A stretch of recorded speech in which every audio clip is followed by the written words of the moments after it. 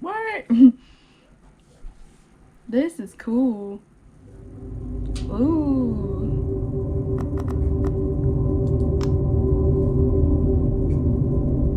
Adaptation of H.P. Lovecraft's work focused on story and atmosphere. You will not find difficult choices, action sequence, or inventory management here, and movement is limited to progressing through locations along with the plot. I am writing this under an appreciable mental strain, since by tonight I shall be no more.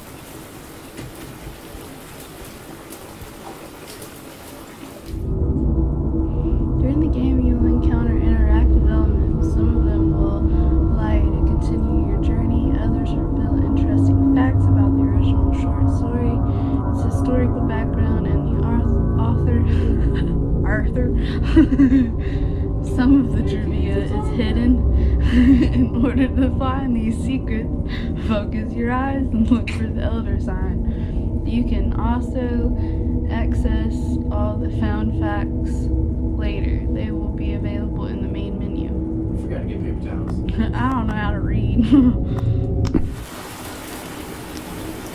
Penniless, and at the end of my supply of the drug which alone makes life endurable, I can bear the torture no longer, and shall cast myself from this garret window into the squalid street below. I'm about to kill myself?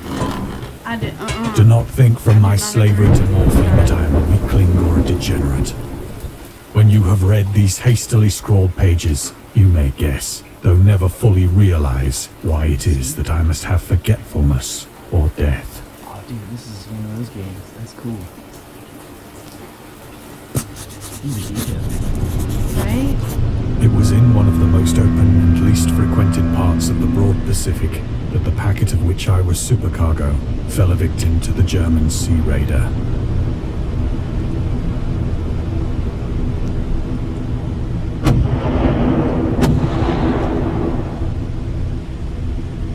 The Great War was then at its very beginning, and the ocean forces of the Hun had not completely sunk to their later degradation. Whoa, good graphics. So that our vessel was made a legitimate pride.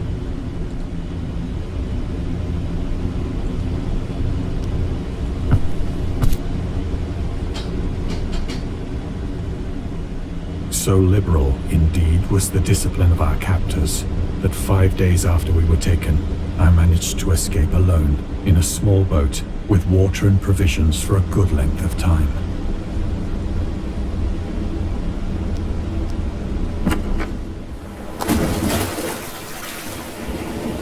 When I finally found myself adrift and free, I had but little idea of my surroundings. I swear to God, if I see a shark. Never a competent navigator, I could only guess vaguely by the sun and stars that I was somewhat south of the equator. Of the longitude, I knew nothing, and no island or coastline was in sight.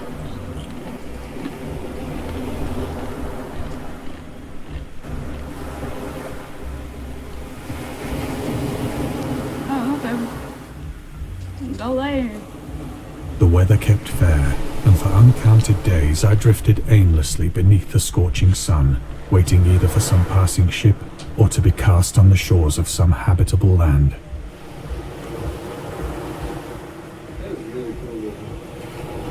Right?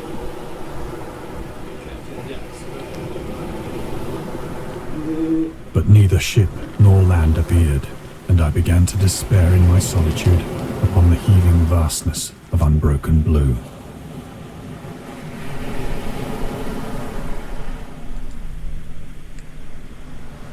The change happened whilst I slept.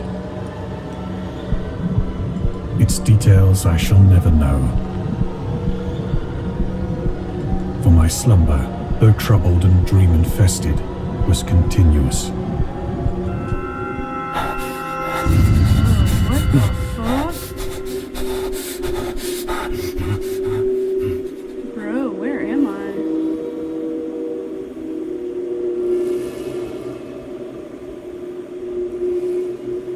What the hell? When at last I awoke, it was to discover myself half sucked into a slimy expanse of hellish black mire, which extended about me in monotonous undulations as far as I could see, and in which my boat lay grounded some distance away. Though one might well imagine that my first sensation would be of wonder at so prodigious and unexpected a transformation of scenery, I was in reality more horrified than astonished. For there was in the air and in the rotting soil a sinister quality which chilled me to the very core. What is that thing over there? Don't come this way. The region was putrid with the carcasses of decaying fish and of other, less describable things which I saw protruding from the nasty mud of the unending plain.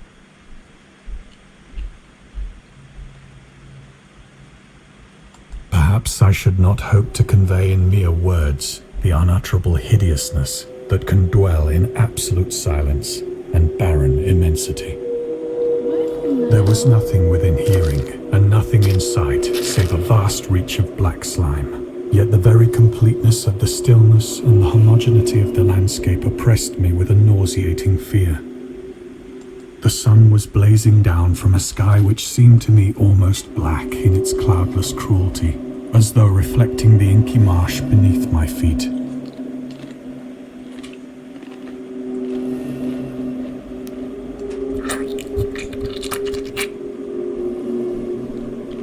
As I crawled into the stranded boat, I realized that only one theory could explain my position. Through some unprecedented volcanic upheaval, a portion of the ocean floor must have been thrown to the surface, exposing regions for which innumerable millions of years had lain hidden under unfathomable watery depths. So great was the extent of the new land which had risen beneath me that I could not detect the faintest noise of the surging ocean, straining my ears as I might. Nor were there any seafowl to prey upon the dead things.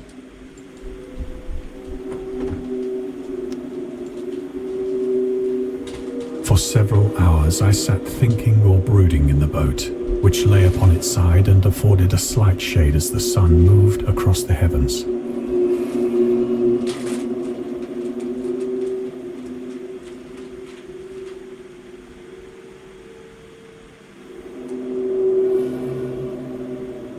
As the day progressed, the ground lost some of its stickiness and seemed likely to dry sufficiently for traveling purposes in a short time. That night I slept but little, and the next day I made for myself a pack containing food and water, preparatory to an overland journey in search of the vanished sea and possible rescue.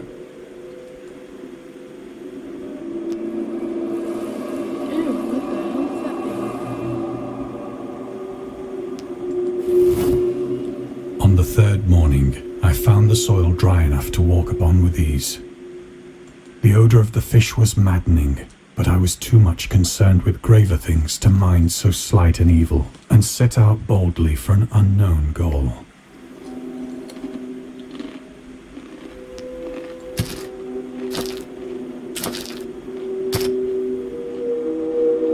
All day I forged steadily westward, guided by a faraway hummock which rose higher than any other elevation on the rolling desert.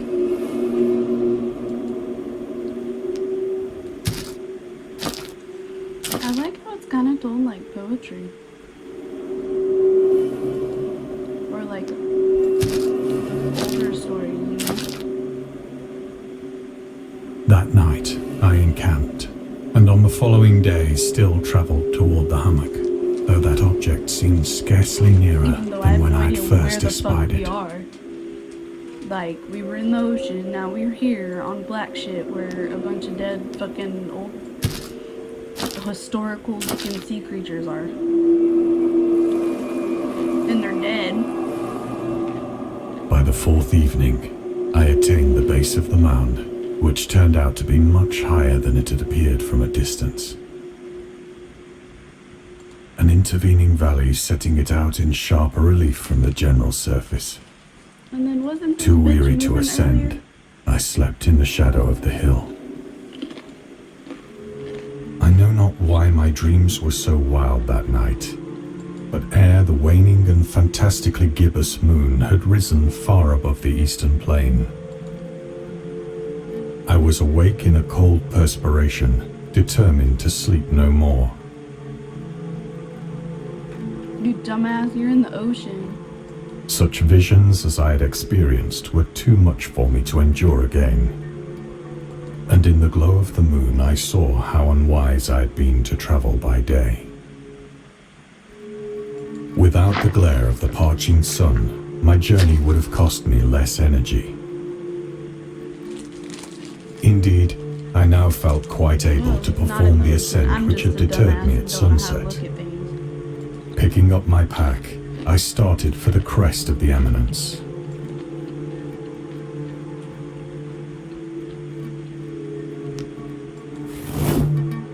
I have said that the unbroken monotony of the rolling plain was a source of vague horror to me. But I think my horror was greater when I gained the summit of the mound and looked down the other side into an immeasurable pit or canyon.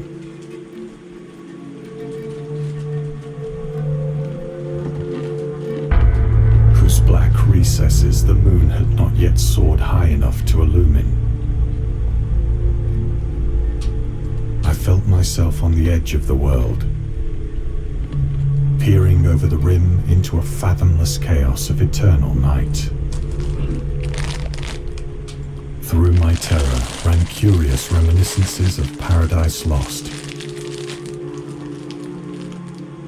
and of Satan's hideous climb through the unfashioned realms of darkness. As the moon climbed higher in the sky, I began to see that the slopes of the valley were not quite so perpendicular as I had imagined. Ledges and outcroppings of rock afforded fairly easy footholds for a descent, whilst after a drop of only a few hundred feet, the declivity became very gradual.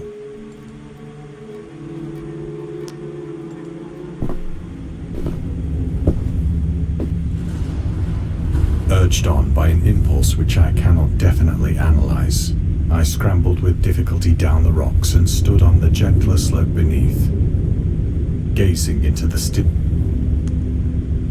Did I just skip it? All at once, my attention was captured by a vast and singular object on the opposite slope, which rose steeply about 100 yards ahead of me. An object that gleamed whitely in the newly bestowed rays of the ascending moon.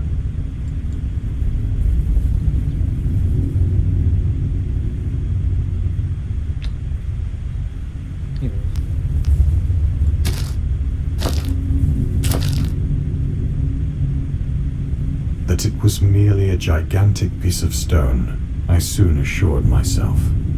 But I was conscious of a distinct impression that its contour and position were not altogether the work of nature. A closer scrutiny filled me with sensations I cannot express. For despite its enormous magnitude, and its position in an abyss which had yawned at the bottom of the sea since the world was young, I perceived beyond a doubt that the strange object was a well-shaped monolith, whose massive bulk had known the workmanship and perhaps the worship of living and thinking creatures. Dazed and frightened, yet not without a certain thrill of the scientist's or archaeologist's delight, I examined my surroundings more closely. Figure out how to pause it. I think, yeah, I'm just let it sit there. yeah. You don't click. Alright. You can pause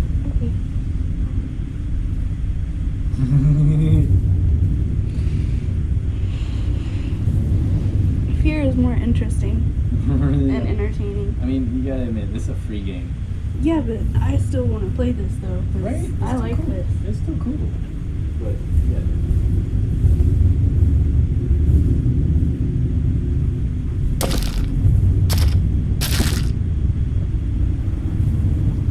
The moon, now near the zenith, shone weirdly and vividly above the towering steeps that hemmed in the chasm. Where's the ocean? And revealed the fact that a far-flung body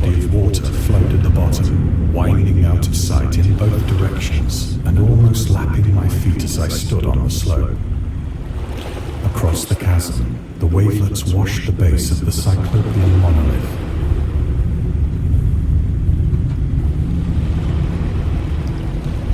On whose surface I could now trace both inscriptions and crude sculptures.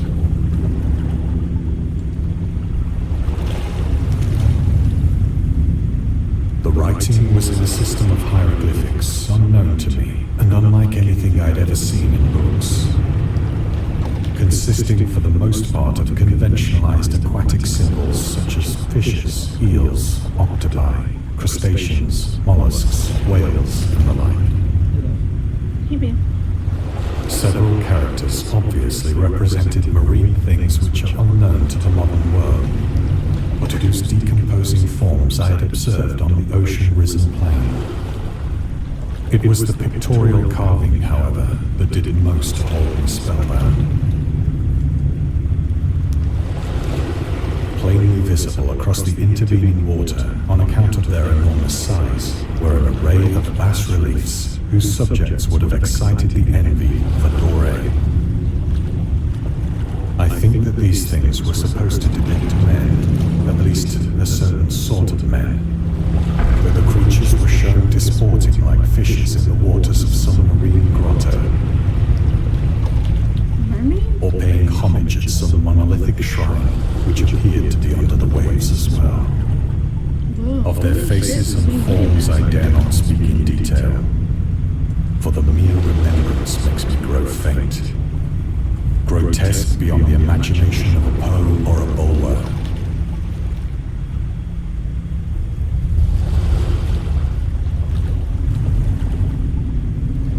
They were damnably human in general outline, despite webbed hands and feet, shockingly wide and flabby lips.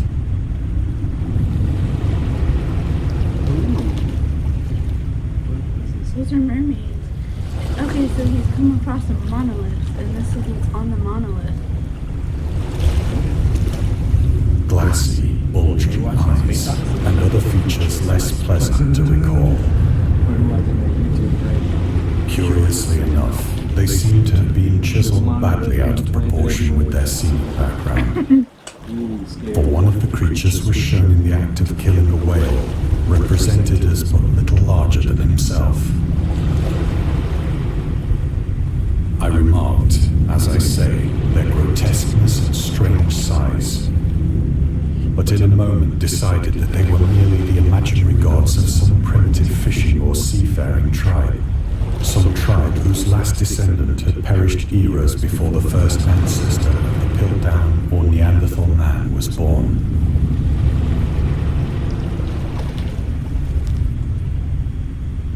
Awestruck at this unexpected glimpse into a past beyond the conception of the most daring anthropologist, I stood musing.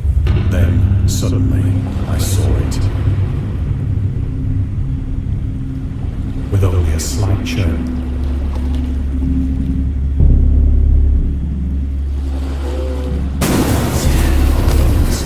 loathsome, it darted like a stupendous monster of nightmares to the monolith, about which it flung its gigantic scaly arms, while it bowed its hideous head and gave vent to certain measure.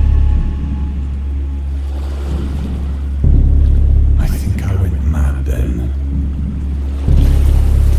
Of my frantic ascent of the slope and the cliff, and of my delirious journey.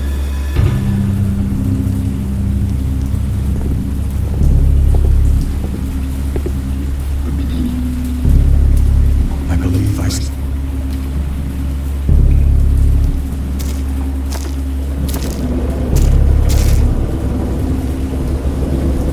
have, at any rate,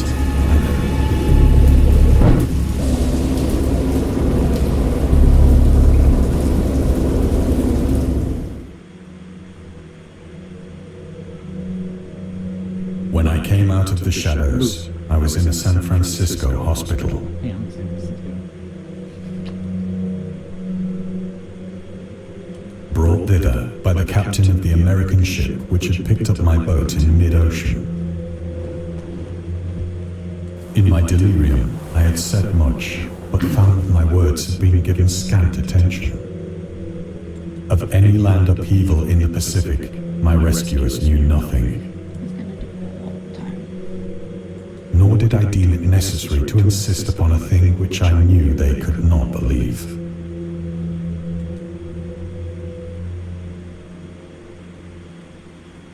Where are my legs?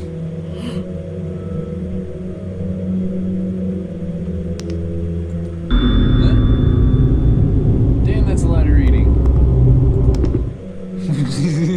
Skip that. I'm too dumb for that. Yeah, pause the video if you want to read it. Once I sought out a celebrated ethnologist and amused him with peculiar questions regarding the ancient Philistine legend of Dagon, the fish god. Okay, I'm bored. Yeah, man. But I like the graphics. just click on everything. Damn. Dagon. I'm playing It's a Titanic. nice room. The Yes. ship is going down. That's my house. But soon perceiving that he was hopeless, It's a nice place. Controversies. Okay, so it's about the author. The who? The author. The real life author. The real life author. Author. Oh, the dude who made the video game? No, the Oh. guy who the video game is about. So it's real life That's what I'm story. Who's that? His wife? She's very fucking happy. No, she does not. What the hell am I standing here for? Click around. Oh, there's the thing. Wow, I walked over here, then just walked over here. Now I'm going this way. it is at night, especially when the moon is gibbous and waning, that I see the thing. Moon doesn't I want tried morphine, but the drug has given only transient surcease, and has drawn me into its clutches as a hopeless slave. Big old druggie. So now I am to end it all, having written a full account for the information or the contemptuous amusement of my fellow men. That's the way it works. You can't figure shit out? Go to drugs. Often I ask myself if it could not all have been a pure phantasm, a mere freak of fever, as I lay sun-stricken and raving in the open boat after my escape from the German man of war. This I ask myself, Imagine but being ever on a does there boat come by before me yourself. a hideously vivid vision in reply. These dudes I back in cannot the day. think of the deep sea without had shuddering balls. at the nameless things that Hey, look at may that. at this very moment Would be you ride a crawling boat like and that in the floundering ocean? on its slimy bed, worshipping their ancient stone idols I and would. carving their own detestable likenesses on submarine obelisks of Hell no. water-soaked granite. I dream of a day when they may rise above the billows to drag down into You're their not that reeking tiny. talons Boat on a the cruise. remnants of puny Did not see or that. exhausted That thing is the mankind. size of a cruise. Of a day Exactly. when the It'd be land shall intimidating. sink It'd be and the intimidating. dark ocean No, it shall won't. ascend amidst universal many of them. pandemonium. Okay, now we can talk. He's done talking now that all of a sudden. See how many of them? That's the Statue of Liberty. That's What fucking year New is York. this? Oh yeah, it's Statue of Liberty. The end is near. Yeah. Fuck. No, bro. They look like octopuses on the wall. I hear a noise at the door, as of some immense slippery body lumbering against it. Very dusty in this room. These are really good graphics. It shall not find me. Probably because you can't do anything. There's nothing to really mess it up.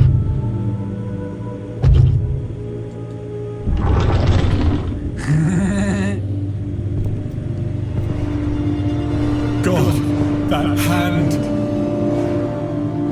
Hey. The window! The window! Go to the window.